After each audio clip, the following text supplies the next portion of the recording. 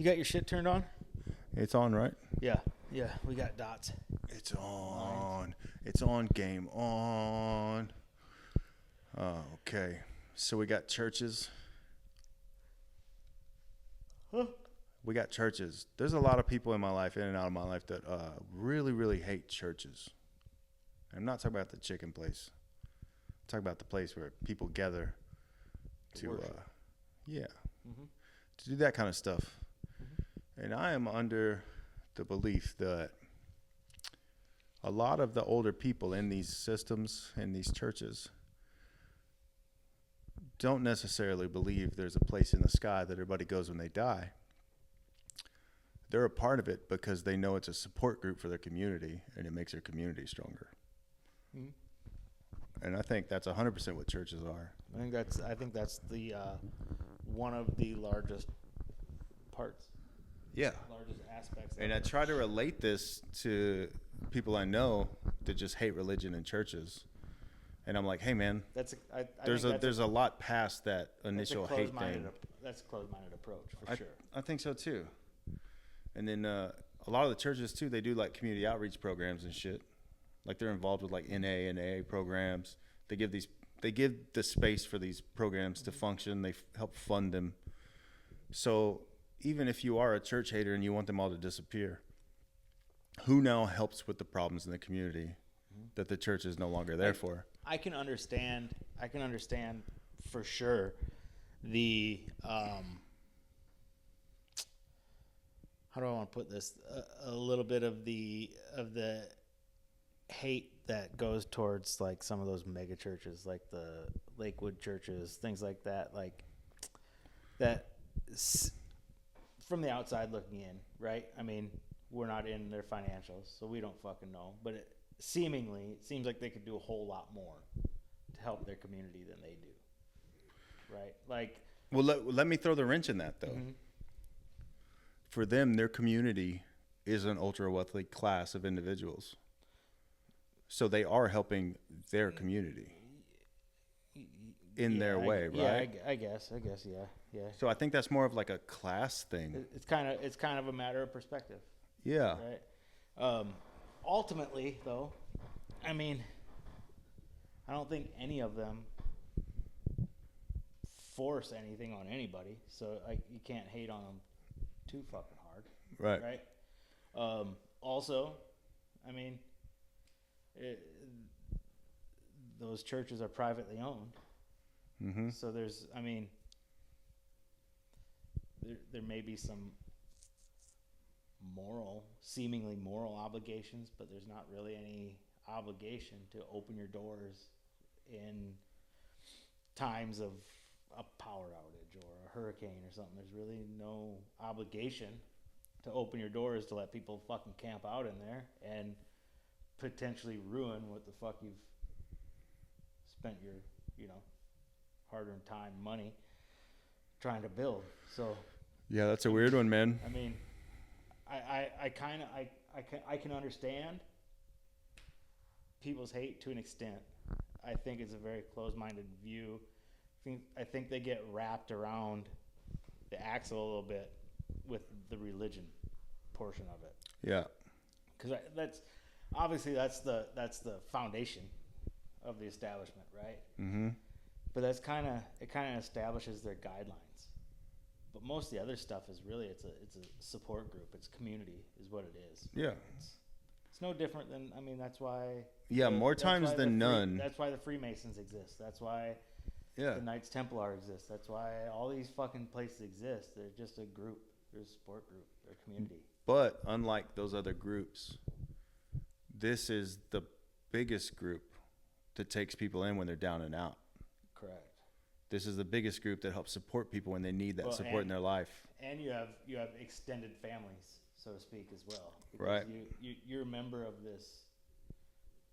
this church, this one establishment. It's a small group.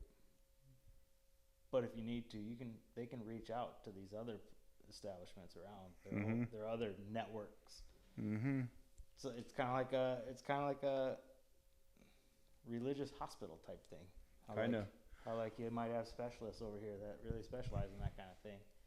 Yeah, and it's a weird one too because for me, we're in like capitalist society, but the way that those communities function is more like socialism because everybody that shows up is chipping in to meet the goals. Everybody that shows up is dedicating part of their income to help out. Yeah. Which is weird, isn't it? I don't know if That's how they pay the lights. I know, but I don't know that really is like socialism, though. I'm trying to think. It kind of is. Well, it's not a tax. It's not an enforced thing. Everybody's just it's not showing not up, tax. and it's the And- socially accepted thing to donate. Socialism is kind of a forced thing, too, though. Well, yeah, because socialism is like Socialism, a you're basically government. You're given an allowance, is what you're given with socialism, essentially, right? So, because like the government takes it all and then parcels out what they're going to give to you, what they're going to give to this, what they're going to give to that. How does it work in like Switzerland? I'm not sure. I don't think that's how it works, but they're still like on a socialist they're type. not fully socialist. They have socialized medicine, but they're not like fully socialist. I don't know, man. I heard the neighborhoods are all socialist. In a sense, like all the Yeah, doctors live in this neighborhood. Yeah, it's weird. All the, you know what I mean? It's almost like. But I don't think it's the way where It's like almost the like a government caste takes it system. and it gets it back. But it is the way where like if you're a doctor, here is how much you make. It's almost like a caste system. It's like a weird. And it's hard to move through those different systems. Once you're in one, that's where you are. Yeah. Church is very much different. Yeah, but church. It's like its own little special beast. Yeah, church is a weird one because it's not. I mean, I guess This is one where I need to get Ryan back, it would dude. be the closest. It would be a fucking charity. I mean, that's what it is. It's what it would be. It'd be a charity.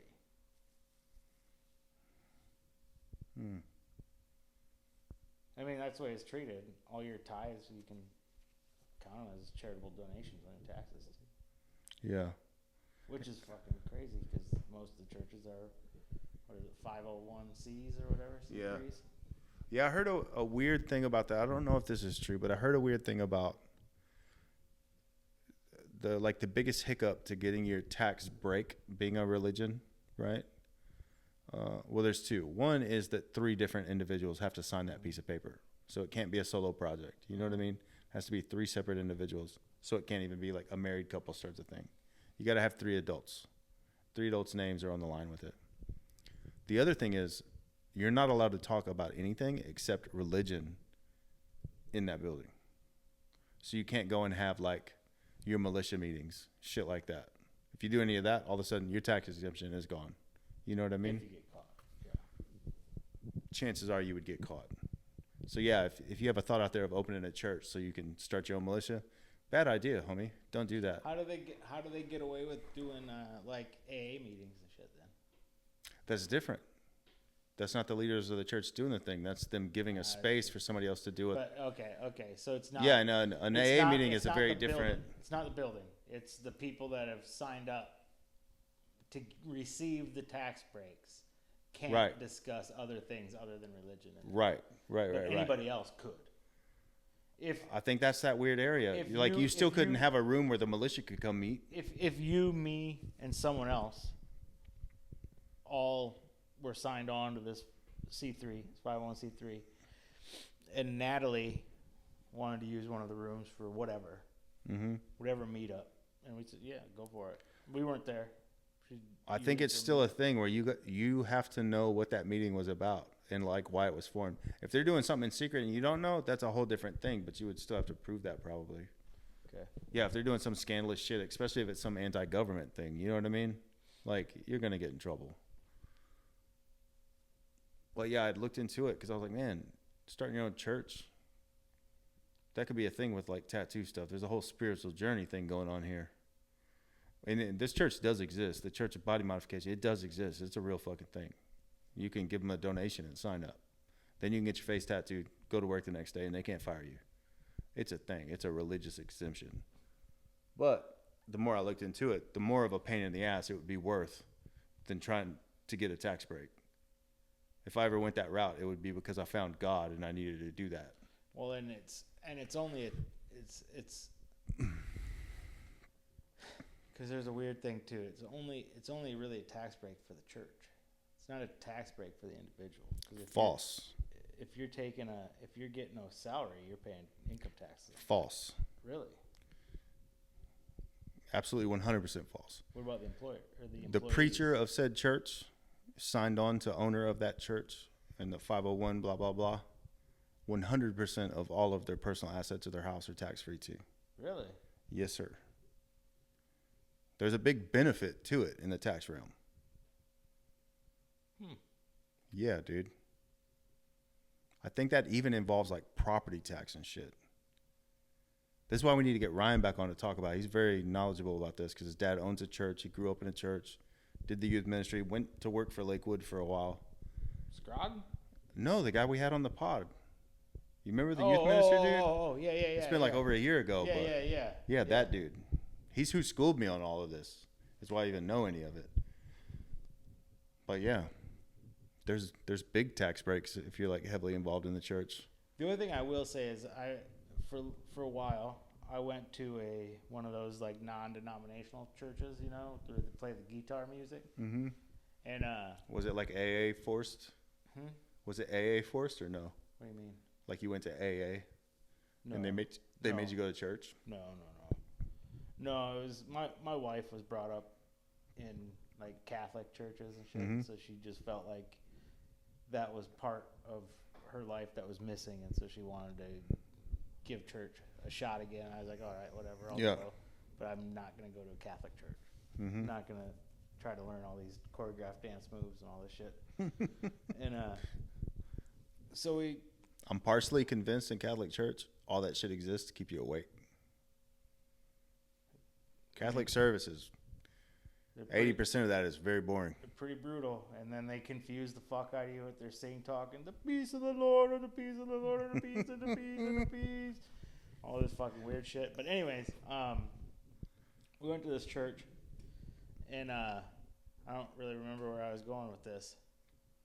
Y'all went to non-denominational church? Yeah. For a while? I don't really remember where I was going with it. But anyway. It's late. We started going to this church, and we went for a while. That's your shirt, dude. It's going to say, but anyway. But I don't know. Some of it seemed, and this could very well just been this particular church we went to. Some of it seemed rather disingenuous.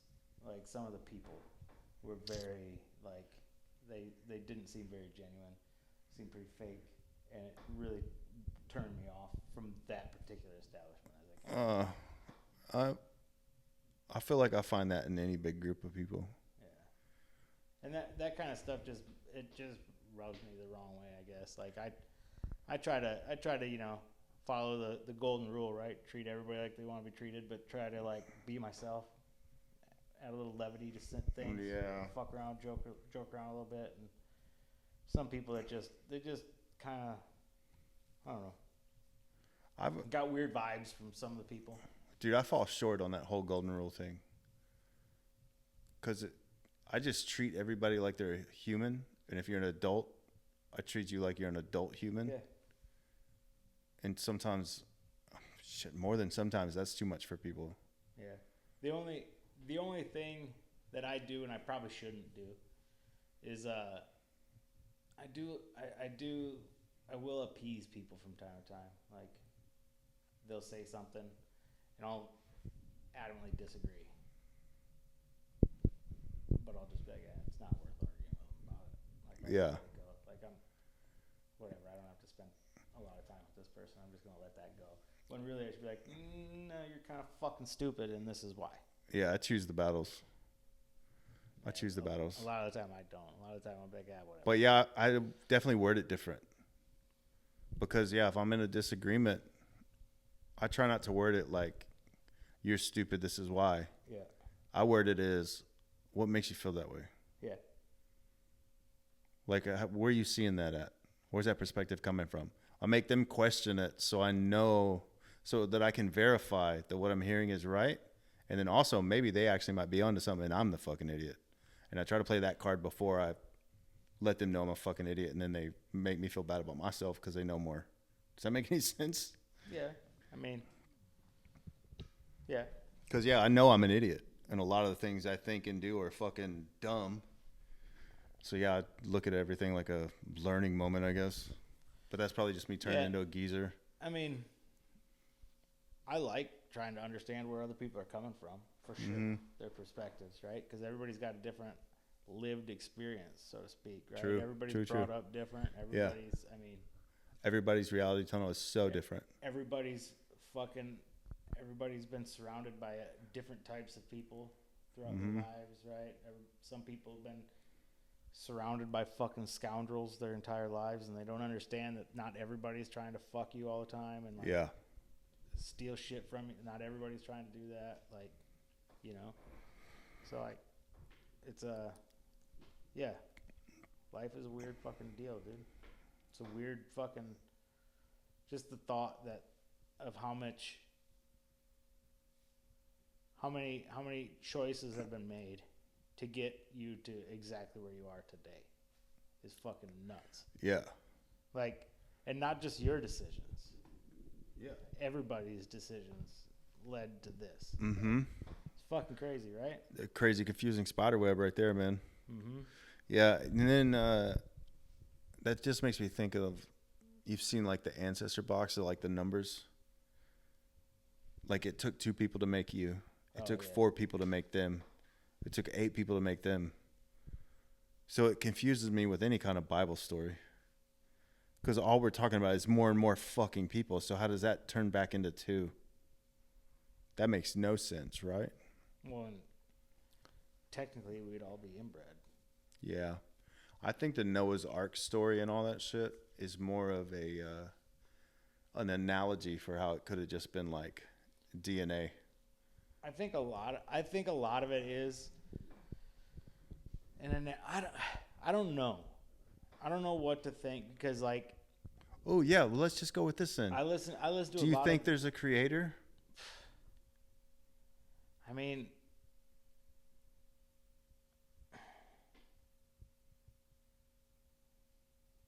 I think there has to be. I don't know what that means. Right? Mm-hmm. But if there has to be, and there is, what created that?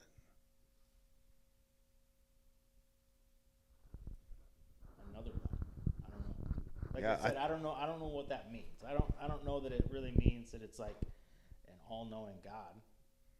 It could be a fucking being from outside the ice wall that came over and fucking, you know what I mean? Like. Yeah, but then what's that thing's creator? Yeah, I don't know. It's a weird chicken and egg thing, right? Like what came first, chicken or the egg? But yeah, we know both those exist though. We know that the chicken and the egg exist.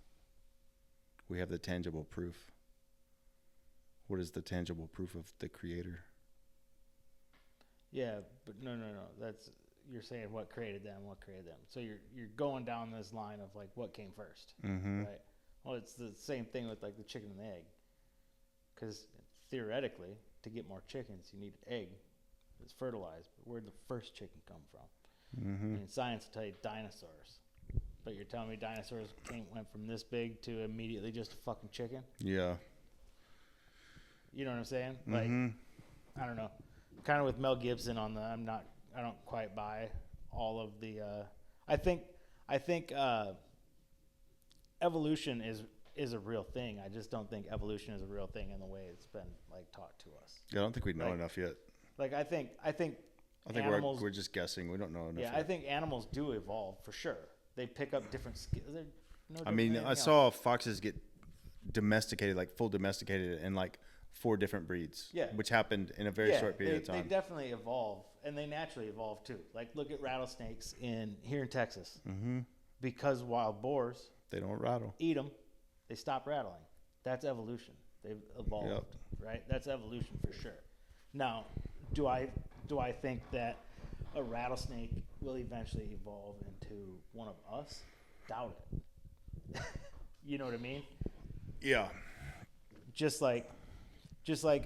Yeah, I don't think humans evolved. They say we evolved from monkeys. Well, then why are there still monkeys? But wait, when they say that, they don't mean we evolved from monkeys now. We evolved from what monkeys now also evolved to. From a whole different thing. Yeah. Yeah, you're right. It like split off, which makes sense. Like some of us went to the water, some of us went. Yeah, which makes sense. Yeah. Sort of. Sort of makes sense. It still hurts my brain. No, it totally makes sense, dude. Check it out.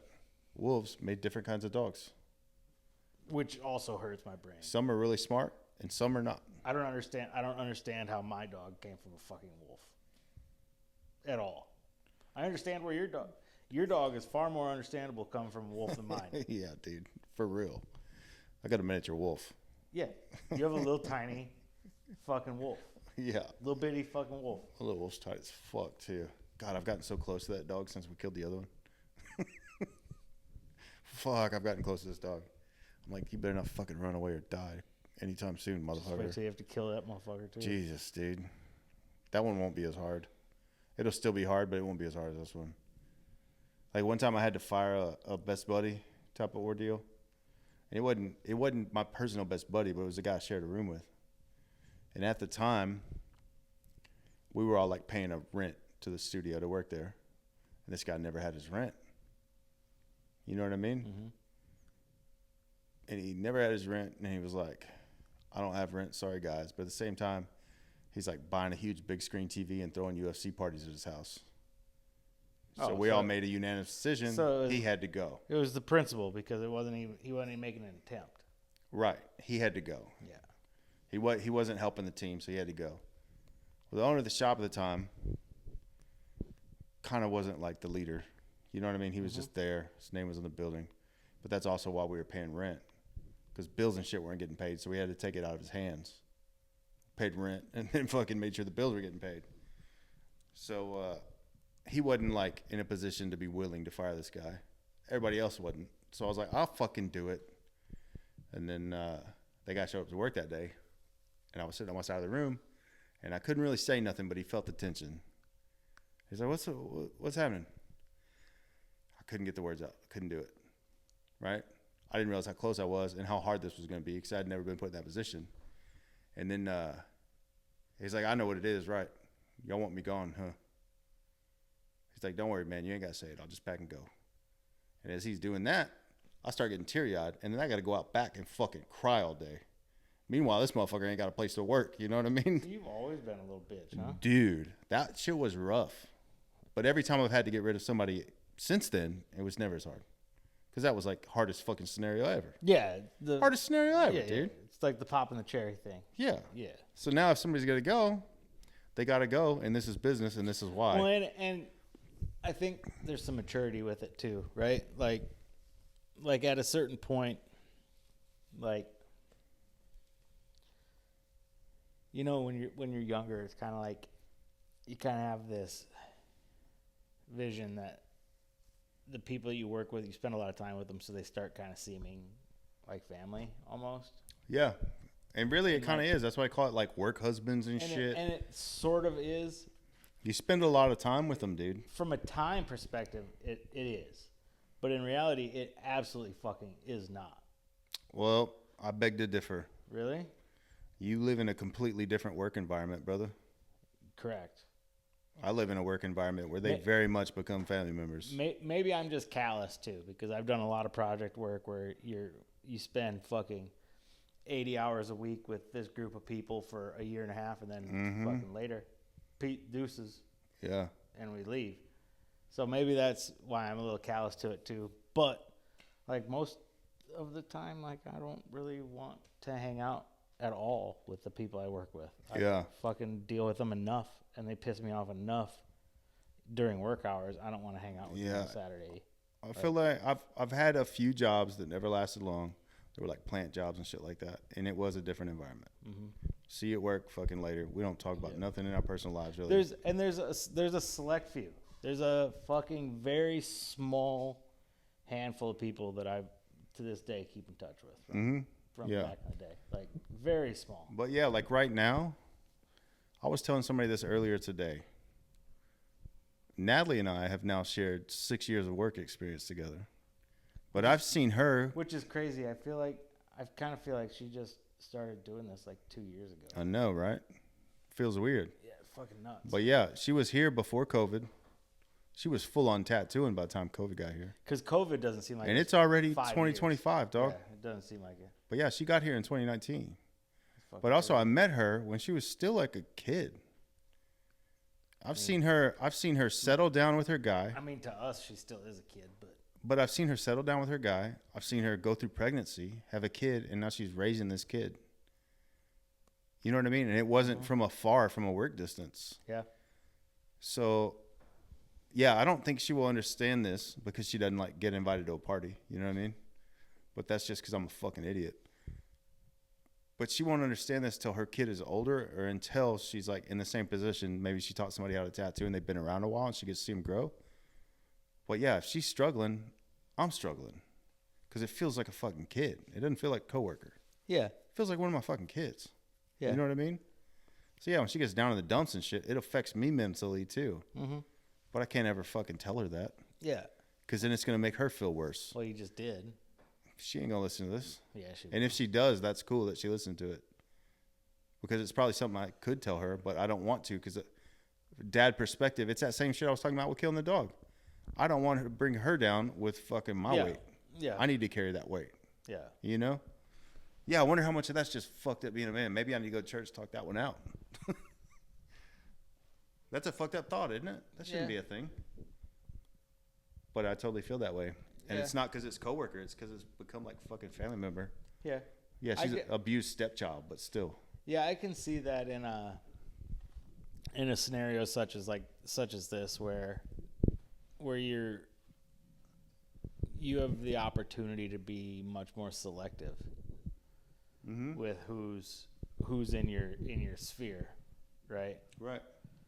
Where in an atmosphere like what I work in, it's way more high octane, faster paced. You don't have the volume of people you need.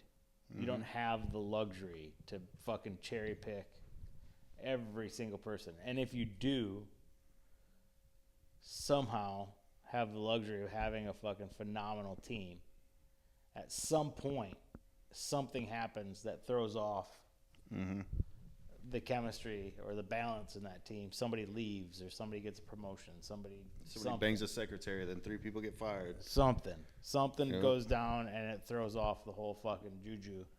And somebody brings up religion at work. Now everybody's in HR. Yeah, somebody makes a 9/11 joke in the fucking morning and it doesn't go well. That was me. Mm-hmm. Yeah, dude. Did I ever tell you about that? No. Fuck. So it was like a fucking Wednesday or some shit, and I'm in the office and like there is nobody there. There's nobody. There's like me and 2 other people, and those other 2 people are the people that sit right by me. Mm-hmm. And there's like nobody fucking else here. The whole entire floor, there's like no one else. All the bigwig offices are all fucking dark and empty. And we're standing up bullshit, and we're like, where the fuck is everybody? And I was like, I have to imagine this is what the people in fucking the Twin Towers felt like the morning of 9/11. It was fucking crickets. Nobody fucking got it. You should have known right then, the crickets, that you were going to be in an HR office. But also, that kind of, I could never work that job, man. I'd get fired day one. It's a weird switch I have to flip. Yeah, I'd get fired day one. It's a weird switch. I don't know if I have that switch, man. The switch is getting harder to flip. This pod better take off. The switch is getting harder to flip because the more experience you gain in any given field, the more holes you see in the defenses, if you know what I'm saying.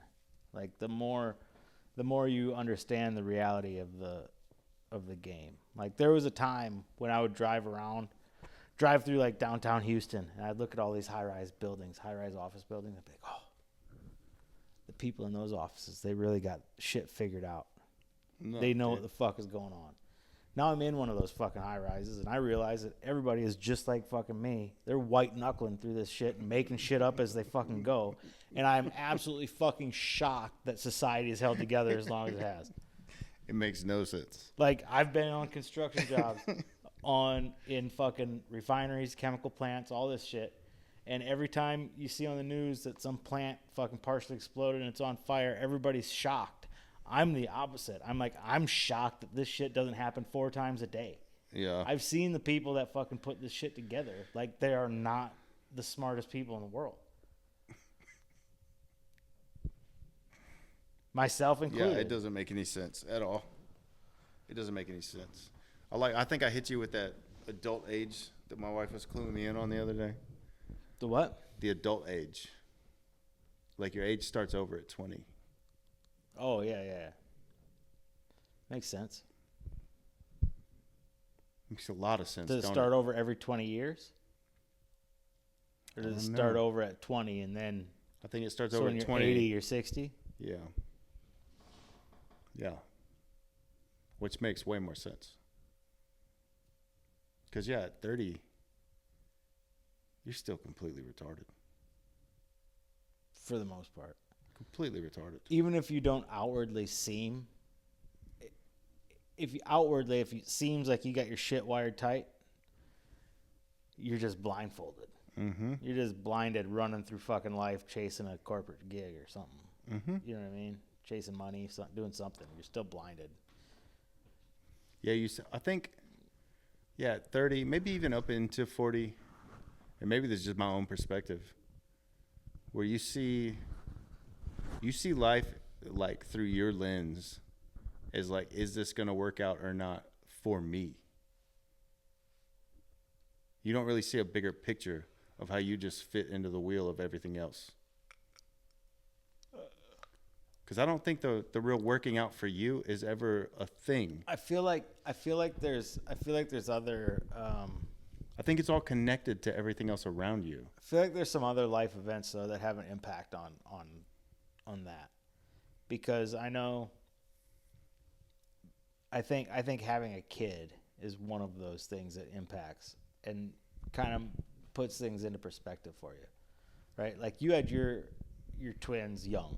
Yeah, I had them too young. There was no comprehension on my end. You had your twins. They were also super preemie, man. So the first months of their life, they were in a hospital, so there was a lot of detachment issues there. Yeah, so I didn't get to bond with them like you normally would. Yeah, you know? but so you had your twins when you were real young. Mm-hmm. So this doesn't really. It's a little different for you, but like for me, I didn't have my kid till I was 40, 39, 40. Mm-hmm. Anyways, so up until that point, I was very much like still like I would go hit the road for a little extra cash, right? I'd go fucking take a job down the road, be gone all week, come home on weekends, whatever. And then once I found out we were having a kid, I was like, oh, I can't fucking do that shit anymore. Mm-hmm. And now I have a kid, and I realized, like, you know, and this plays a big part in like the job thing too. Like, oh, yeah, that's not the most important thing in my life anymore. You know what I mean? Like going into that office and fucking worrying about what this refinery down the road is going to do. That's not the most important thing in my life anymore. Like, it never was. You just didn't realize it. No, that's exactly right. It never was. But what I thought was really important was that fucking paycheck. And like, that's still important, but it's not everything. Yeah. And it's just a necessity. It's because we all need that money to survive. That's it. And the more of it you got, the easier your week is. When you got money in the fucking bank, you don't have to sit there and worry about next week. It takes your stress level down, so you're having a better life. You say money can't buy happiness, and I think that is an absolute falsehood. Money absolutely buys you all kinds of shit that lead to happier moments in your life. If you have money in the bank, your stress level is lower, and immediately you're having better weeks. Yeah, I don't think it buys happiness. I think it can definitely allow you the freedom to find it.